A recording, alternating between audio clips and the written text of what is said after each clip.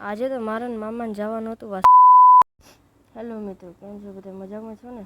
સવારના પોરમાં વહેલો ઉઠી ગયો ને આજે જવાનું છે વસ્ત્રાપઈ હાલીને.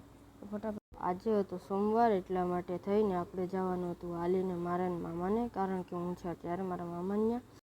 પછી તો હું ને મારા મામા નીકળી ગયા વસ્ત્રાપઈ જવા માટે સારો હોવા થઈને. પછી આખે કેડે મેં મારા મામાએ મસ્તી કરી, બહુ મજા આવી ગઈ હતી. પછી તો આવી ગયા તો સીધો વસ્ત્રાપઈ. ત્યાં તો બહુ ભીડ હતી એટલે વિડીયો નહોતો ઉતાર્યો ને પછી આવી ગયો. પછી તો આવતા આવે ને મમ્મીએ પકડાવી દીધું દિવેલીઓને કે જા બધી દીવો વાહી આવી, કારણ કે આજે તો હતો સોમવાર.